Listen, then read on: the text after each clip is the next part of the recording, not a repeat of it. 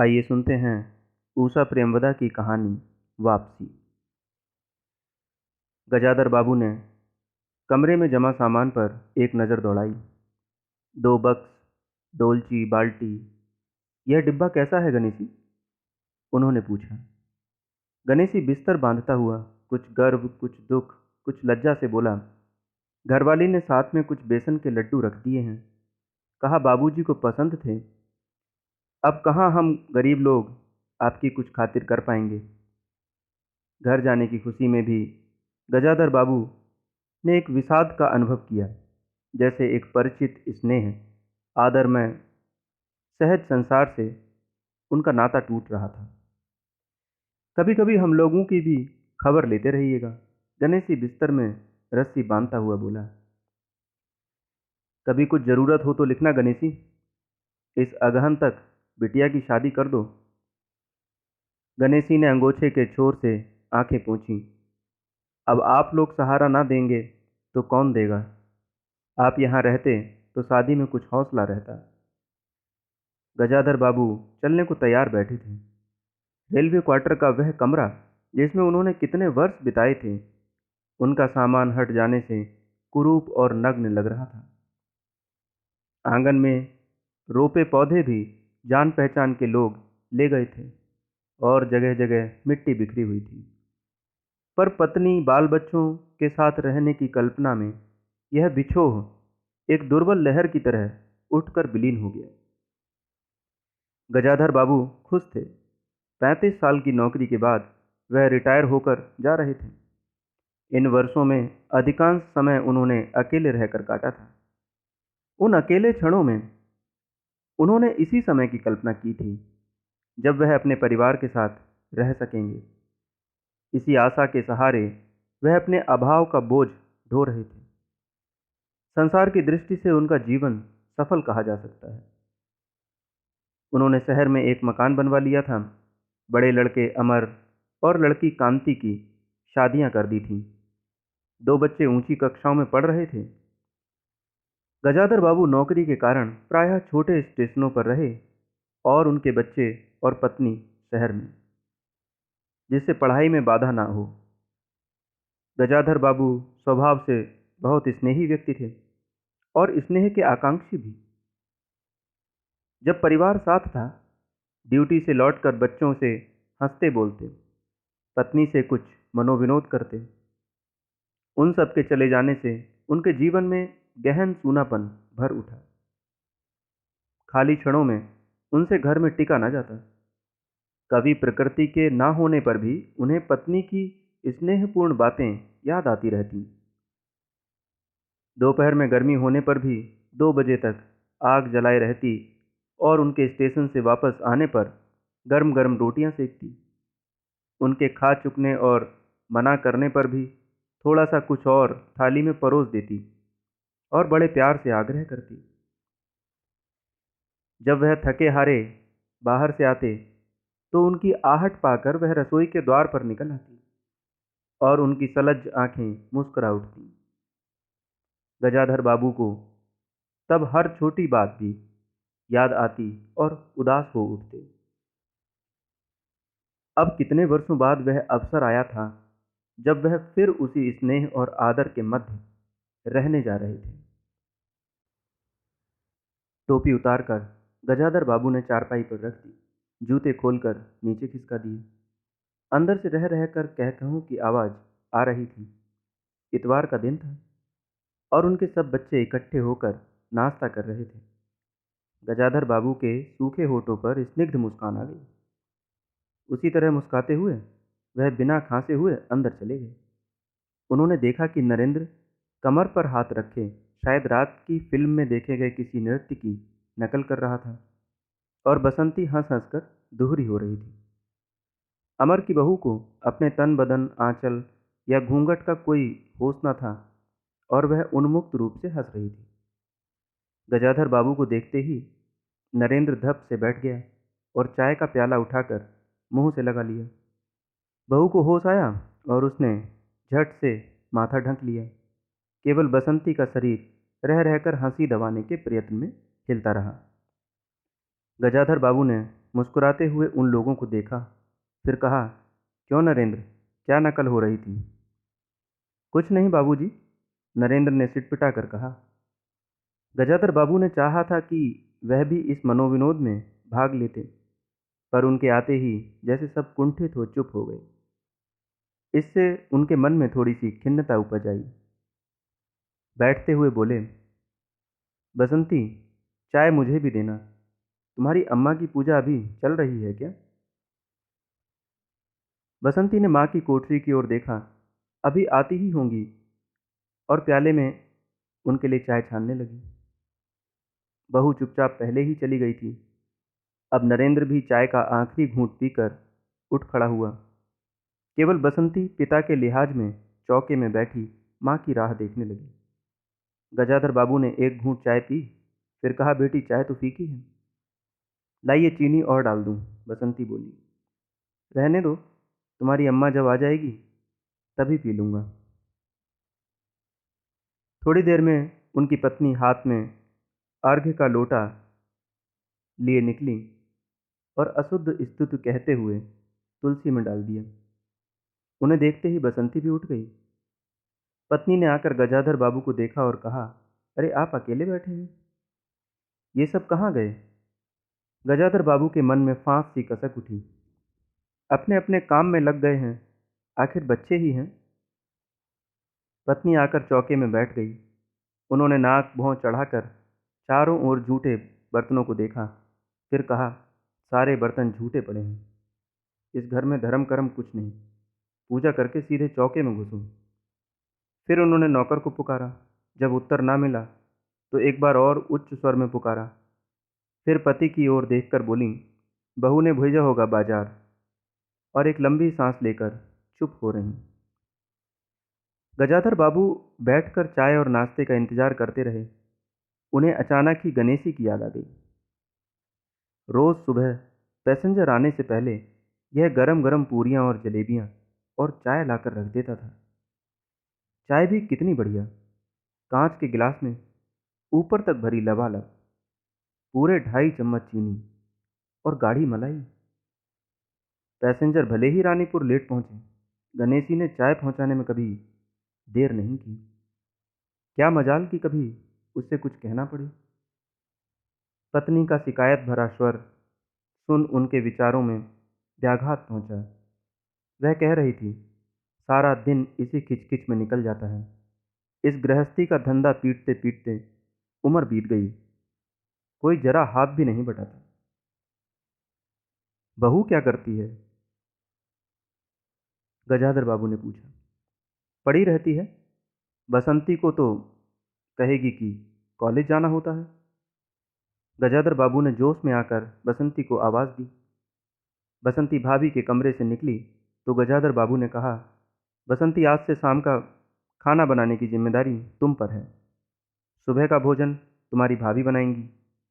बसंती मुंह लटकाकर बोली, बाबूजी, पढ़ना भी तो होता है। गजाधर बाबू ने प्यार से समझाया, तुम सुबह पढ़ लिया करो, तुम्हारी माँ बूढ़ी हुई है, अब वह शक्ति नहीं बची है। तुम हो, तुम्हारी भाभी है, दोनों को मिलकर काम में हाथ बटाना चाहिए। बसंती चुप रह गई।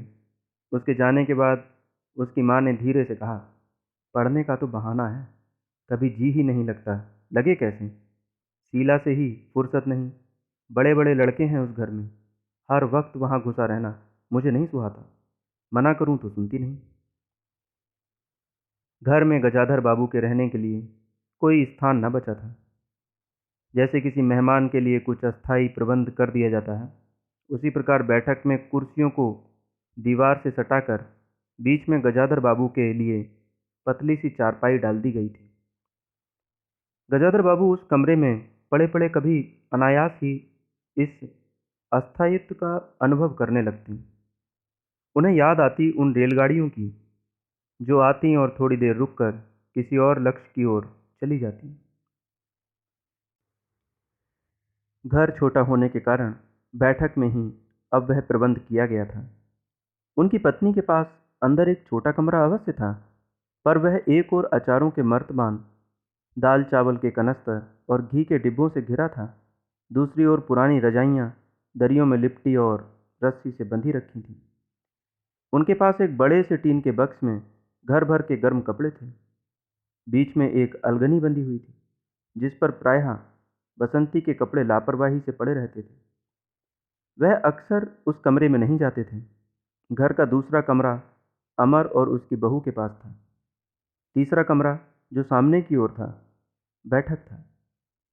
गजाधर बाबू के आने से पहले उसमें अमर के ससुराल से आया बैंत का 3 कुर्सियों का सेट पड़ा था। कुर्सियों पर नीली गद्दियां और बहू के हाथों के कड़े कुशन थे। जब कभी उनकी पत्नी को कोई लंबी शिकायत करनी होती, तो अपनी चटाई बैठक में डालकर पड़ जाती थी। वह एक दिन चटाई लेकर आ गईं तो गजाधर बाबू ने घर गृहस्थी की बातें छेड़ी। वह घर का रवैया देख रहे थे। बहुत हल्के से उन्होंने कहा कि अब हाथ में पैसा कम रहेगा, कुछ खर्चा कम करना चाहिए। सभी खर्च तो वाजिब वाजिब हैं, न मन का पहना न ओढ़ा। गजाधर बाबू ने आहत विस्मित दृष्टि से पत्नी को देखा। उनसे अपनी हैसियत छिपी न थी। उनकी पत्नी तंगी का अनुभव कर उसका उल्लेख करती, यह स्वाभाविक था। लेकिन उनमें सहानुभूति का पूर्ण अभाव गजाधर बाबू को बहुत खटका। उनसे यदि राय बात की जाती कि प्रबंध कैसे हो, तो उन्हें चिंता कम, संतोष अधिक होता। लेकिन उनसे तो केवल शिकायत की जाती थी, जैसे परिवार की सब परेशानियों के लिए वही जिम्मेदार थे। तुम्हें कमी किस बात की है अमर की माँ? घर में बहू है, लड़के बच्चे हैं, सिर्फ रुपए से ही आदमी अमीर नहीं होता। गजाधर बाबू ने कहा और कहने के साथ ही अनुभव किया, यह उनकी आंतरिक अभिव्यक्ति थी, ऐसी कि उनकी पत्नी नहीं समझ सकती। हाँ, बड़ा सुख है ना बहू से, आज रसोई करने गई है, देखो क्या होता है, कहकर पत्नी ने आंखें मूंदी और सो गईं। गजाधर बाबू बैठे हुए पत्नी को देखते रह गए। यही थी क्या उनकी पत्नी, जिसके हाथों के कोमल स्पर्श, जिसकी मुस्कान की याद में उन्होंने संपूर्ण जीवन काट दिया? उन्हें लगा कि वह लावण्यमय युवती जीवन की राह में कहीं खो गई और उसकी जगह आज जो स्त्री है, वह उनके मन और प्राणों के लिए नितांत अपरिचिता है। गाढ़ी नींद में डूबी उनकी पत्नी का भारी शरीर बहुत बेडौल और कुरूप लग रहा था, श्रीहीन और रूखा था। गजाधर बाबू देर तक निस्वंग दृष्टि से पत्नी को देखते रहे और फिर लेटकर छत की ओर ताकने लगे। अंदर कुछ गिरा और उनकी पत्नी हड़बड़ाकर उठ बैठी। लो, बिल्ली ने कुछ गिरा दिया शायद, और कहकर अंदर भागी। थोड़ी देर में लौटकर आईं तो उनका मुंह फूला हुआ था। देखा बहू को? चौका खुला छोड़ आई। बिल्ली ने दाल की पतीली गिरा दी। सभी खाने को हैं, अब क्या सिखाऊंगी? वह सांस लेने को रुकी और बोली, एक तरकारी और 4 पराठे बनाने में सारा डिब्बा घी उड़ेल कर रख दिया। जरा सा दर्द नहीं है, कमाने वाला हाड़ तोड़े और यहाँ चीजें लुटें। मुझे तो मालूम था कि यह सब काम किसी के बस का नहीं है। गजाधर बाबू को लगा कि पत्नी कुछ और बोलेंगी तो उनके कान झंझना उठेंगे। ओंठ बीच करबट लेकर उन्होंने पत्नी की ओर पीठ कर ली। रात को भोजन बसंती ने जानबूझकर ऐसा बनाया था कि कौर तक निगला ना जा सके। गजाधर बाबू चुपचाप खाकर उठ गए, पर नरेंद्र थाली सरकाकर उठ खड़ा हुआ और बोला, मैं ऐसा भोजन नहीं खा सकता। बसंती तुनक कर बोली, तो ना खाओ, कौन तुम्हारी खुशामद कर रहा है? तुमसे खाना बनाने को किसने कहा था? नरेंद्र चिल्लाया। बाबूजी ने। बाबूजी को बैठे बैठे यही सूझता है। बसंती को उठाकर माँ ने नरेंद्र को मनाया और अपने हाथ से कुछ बनाकर खिलाया। गजाधर बाबू ने बाद में पत्नी से कहा, इतनी बड़ी लड़की हो गई और उसे खाना बनाने तक का सहूर नहीं आया। अरे आता सब कुछ है, करना नहीं चाहती, पत्नी ने उत्तर दिया। अगली शाम माँ को रसोई में देख कपड़े बदलकर बसंती बाहर आई तो बैठक में गजाधर बाबू ने टोक दिया, कहाँ जा रही हो? पड़ोस में शीला के घर, बसंती ने कहा। कोई ज़रूरत नहीं है, अंदर जाकर पढ़ो। गजाधर बाबू ने कड़े स्वर में कहा, कुछ देर अनिश्चित खड़े रहकर बसंती अंदर चली गई। गजाधर बाबू शाम को रोज टहलने चले जाते थे। लौट कर आए तो पत्नी ने कहा, क्या कह दिया बसंती से? शाम से मुंह लपेटे पड़ी है, खाना भी नहीं खाया। गजाधर बाबू खिन्न हो गए। पत्नी की बात का उन्होंने उत्तर नहीं दिया। उन्होंने मन में निश्चय कर लिया कि बसंती की शादी जल्दी ही कर देनी है। उस दिन के बाद बसंती पिता से बची बची रहने लगी। जाना हो तो पिछवाड़े से जाती। गजाधर बाबू ने एक दो बार पत्नी से पूछा तो उत्तर मिला, रूठी हुई है। गजाधर बाबू को और रोष हुआ। लड़की के इतने मिजाज, जाने को रोक दिया तो पिता से बोलेगी नहीं। फिर उनकी पत्नी ने ही सूचना दी कि अमर अलग होने की सोच रहा है। क्यों? गजाधर बाबू ने चकित होकर पूछा। पत्नी ने साफ साफ उत्तर नहीं दिया। अमर और उसकी बहू की शिकायतें बहुत थीं। उनका कहना था कि गजाधर बाबू हमेशा बैठक में ही पड़े रहते हैं। कोई आने जाने वाला हो तो कहीं बिठाने की जगह नहीं। अमर को अब भी वह छोटा सा समझते थे और मौके बेमौके टोक देते थे।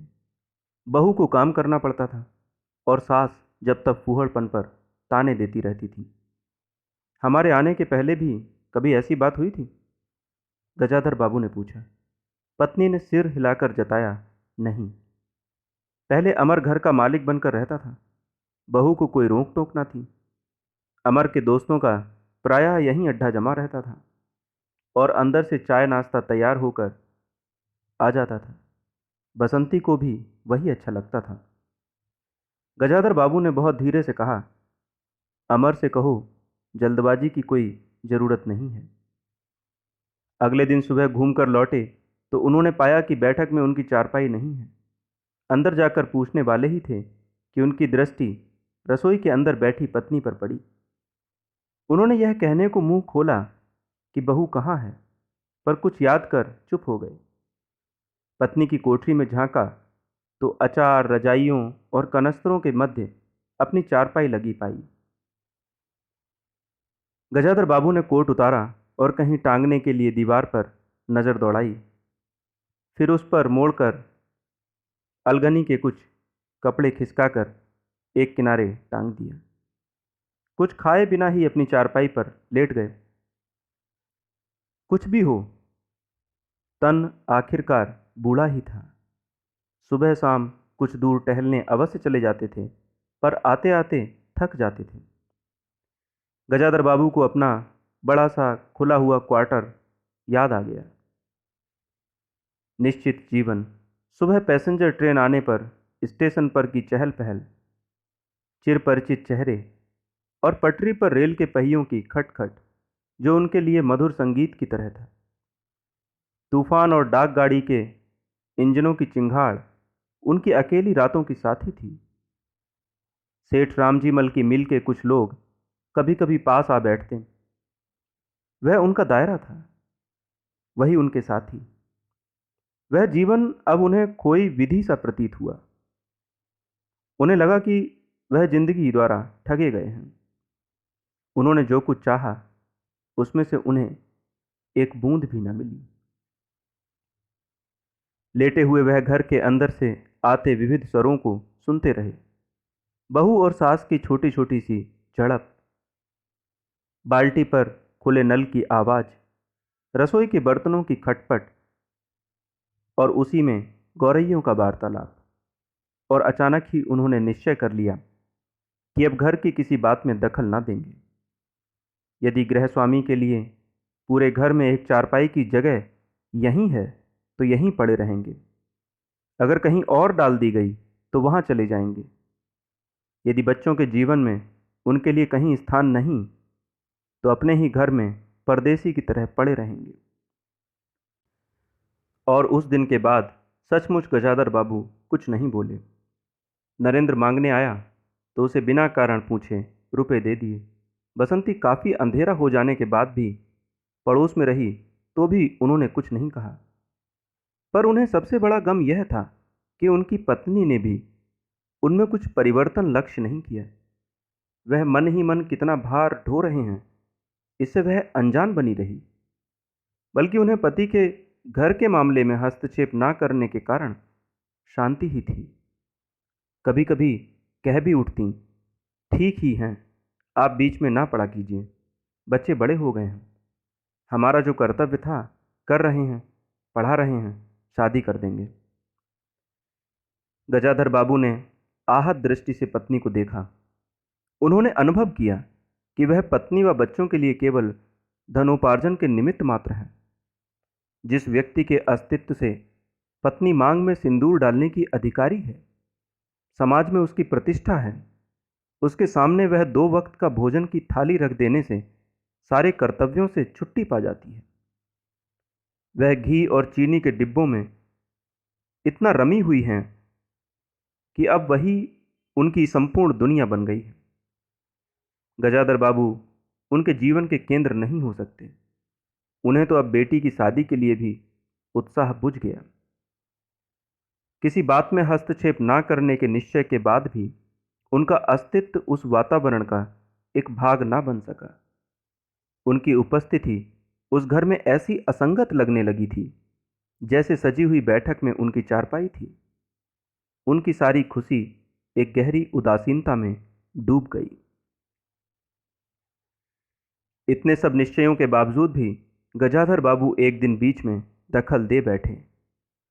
पत्नी स्वभावानुसार नौकर की शिकायत कर रही थी, कितना कामचोर है, बाजार की हर चीज में पैसा बनाता है, खाना खाने बैठता है तो खाता ही चला जाता है।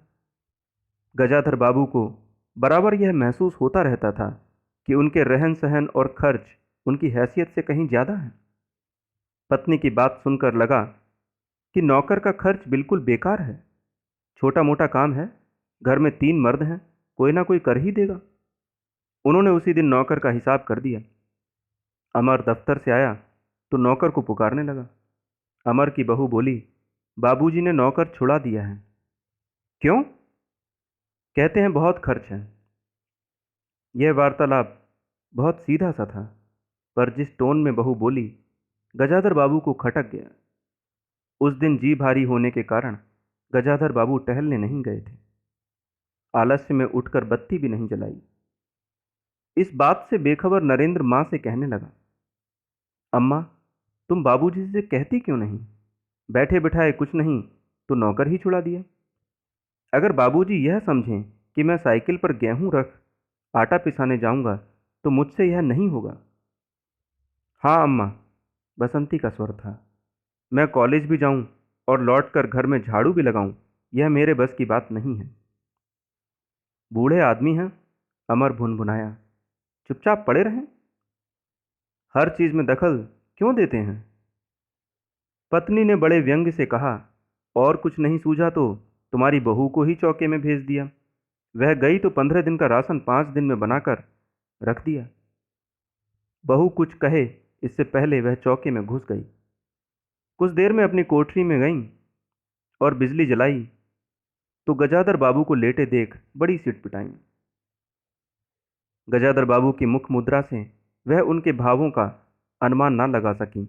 वह चुपचाप आंखें बंद किए लेटे रहे। गजाधर बाबू चिट्ठी हाथ में लिए अंदर आए और पत्नी को पुकारा।